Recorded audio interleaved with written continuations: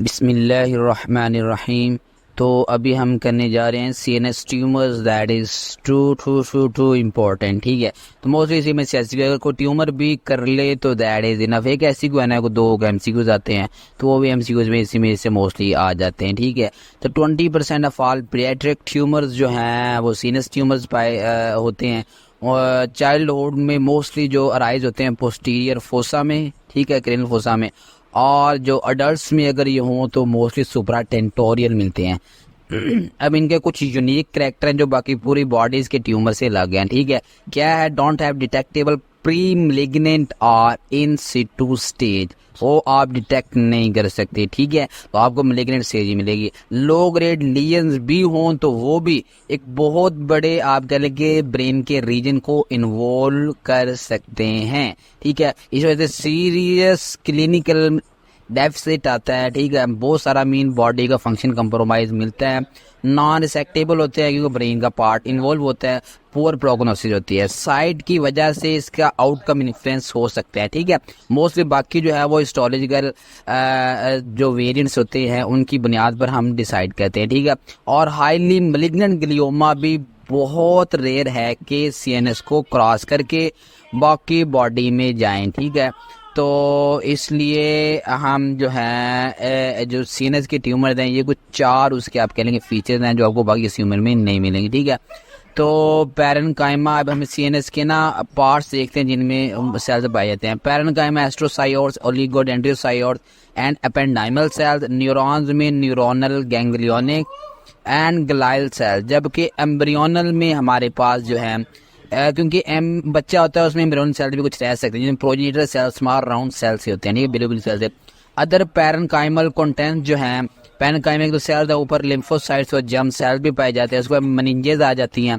तो मेनिंजेस में आपको मेनिंजोथेलियल सेल्स मिल सकते हैं, फाइब्रस टिश्यू मिल सकता है एंड फ्लैट सेल्स। ठीक है, तो ये कुछ पार्ट्स हैं और उसके लिहाज से ये सेल्स और ये पार्ट्स उसमें होते हैं। ठीक है, तो अब हम देखते हैं उस लिहाज से इनकी हम classification. Gliomas, neuronal, embryonal, other parenchymal, meningiomas and metastatic. Gliomas हमारे जो पैरेन्काइमा के ट्यूमर है। ठीक है, इसके आगे मेजर तीन तरह के होते हैं, एस्ट्रोसाइटोमा, ओलिगोडेंड्रोग्लियोमा एंड एपेंडाइमोमा। ठीक है, ये सेल्स के लिहाज से ऊपर सेल्स हम देखे, एस्ट्रोसाइटोमा इनफिल्ट्रेटिंग एंड नॉन इनफिल्ट्रेटिंग। ठीक है, इनफिल्ट्रेटिंग में हमारे पास डिफ्यूज एस्ट्रोसाइटोमा, ग्लियोब्लास्टोमा मल्टीफॉर्मी, ये बहुत इंपॉर्टेंट है ग्लियोब्लास्टोमा। नॉन इनफिल्ट्रेटिंग में हमारे पास पाइलोसिटिक एस्ट्रोसाइटोमा आता है, ये भी इम्पोर्टेंट है। ठीक है, ये दो इम्पोर्टेंट है।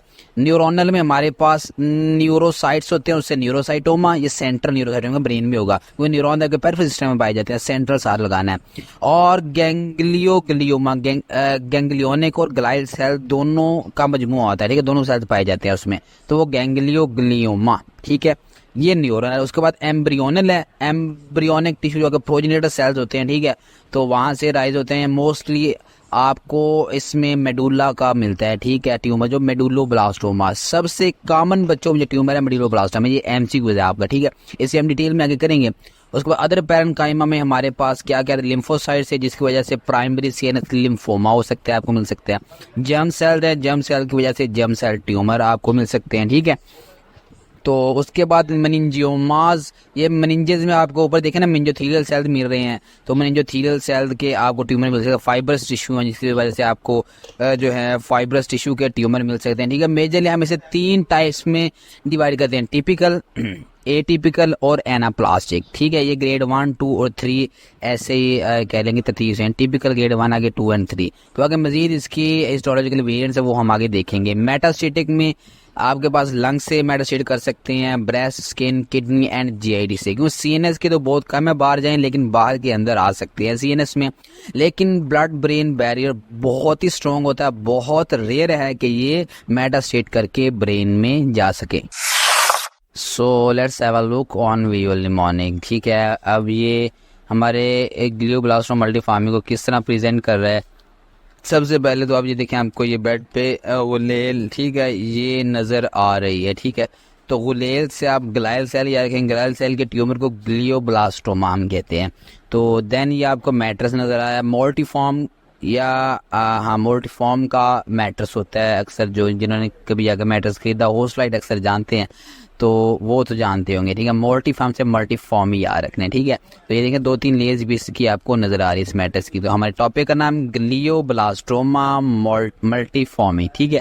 तो ये है, तो इसकी अब हम मॉर्फोलॉजी देखते हैं। तो ये इंपॉर्टेंट टॉपिक है, आपने इसकी मॉर्फोलॉजी करनी है। ट्यूमर्स तकरीबन सबकी करनी जो बार बार रिपीट होते हैं। ग्रॉस में बटरफ्लाई जो है ये ग्रॉस को शो कर रही है। देखें बटरफ्लाई आपको मुख्तलिफ मोस्टली जो है ना एक टाइप के अगर सेल हो तो वो एक ही कलर के होते हैं।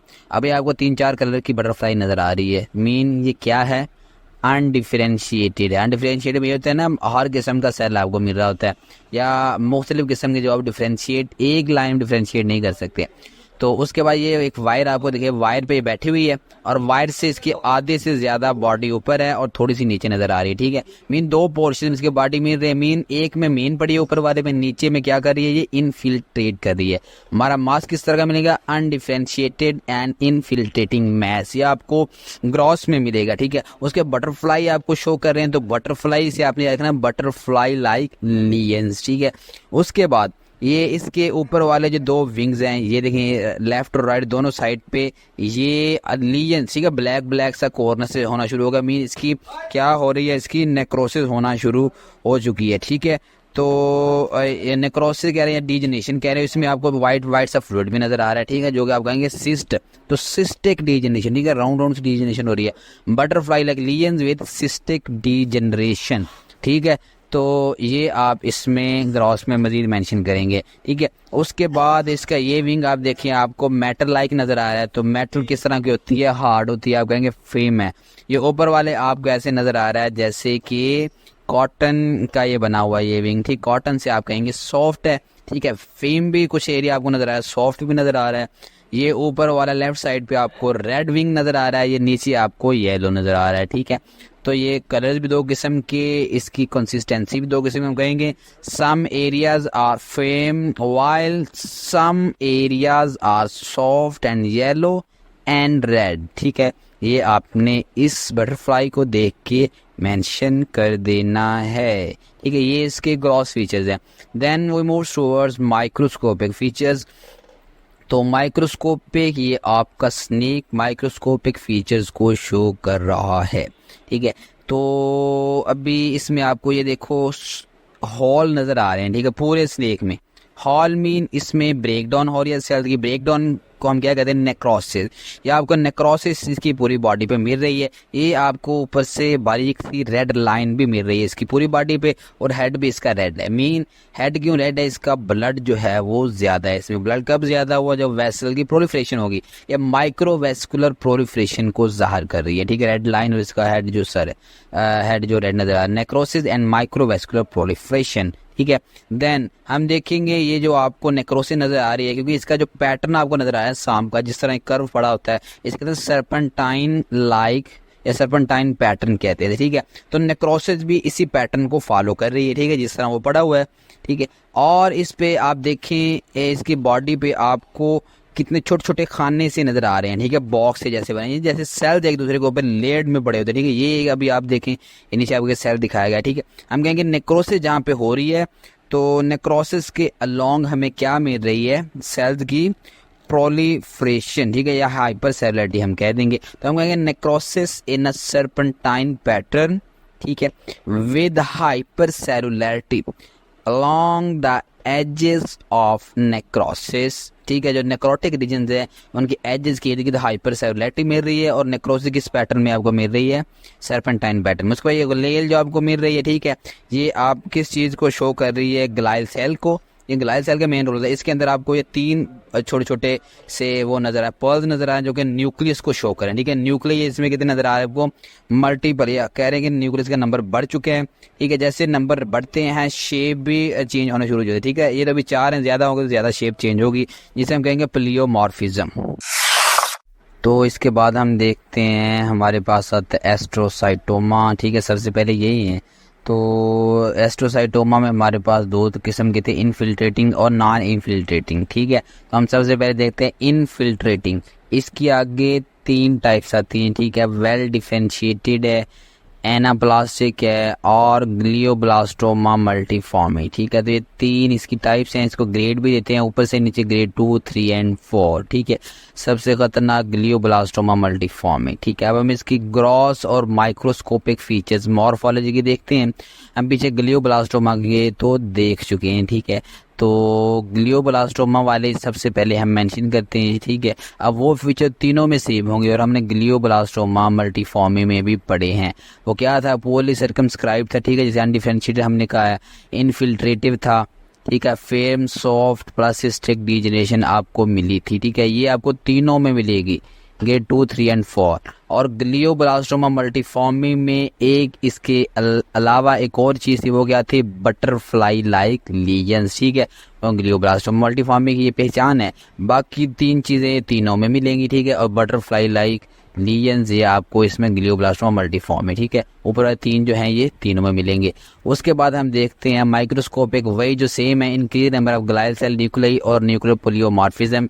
ये हमने पीछे देखा। ठीक है, किस में देखा हमने, पीछे ग्लियोब्लास्टोमा मल्टीफॉर्मी में। ठीक है, वो ग्लाइल सेल ग्लेल पड़ी थी, उसके ऊपर न्यूक्लियाई थे और न्यूक्लियर पोलीमॉर्फिज्म। ठीक है, उसके बाद वेल डिफरेंशिएटेड में एक इजाफी चीज क्या है, ये 2 भी होंगे नीचे वाले, फाइब्रिलरी बैकग्राउंड। ठीक है, और ग्लियोब्लास्टोमा मल्टीफॉर्म में हमने क्या क्या देखा, 2 तो ऊपर वाले देखिए, नेक्रोसिस एंड माइक्रोवेस्कुलर प्रोलिफरेशन। हम देखिए सांप के ऊपर रेड लाइन थी, सर्पेंटाइन पैटर्न में आपको नेक्रोसिस सांप के ऊपर मिल रही थी। ठीक है, तो चलिए अब हम इसकी डायग्राम्स देखते हैं। तो ये आपको ग्रॉस स्पेसिमेन दिखाया गया, इसमें आपको ये देखें कितना एक्सटेंसिव नेक्रोस से नजर आ रही है, कि लियन नजर आ रहा है। तो ये देखें ना, ये लियन, ये आपको हार्ट शेप नजर आ रहा है।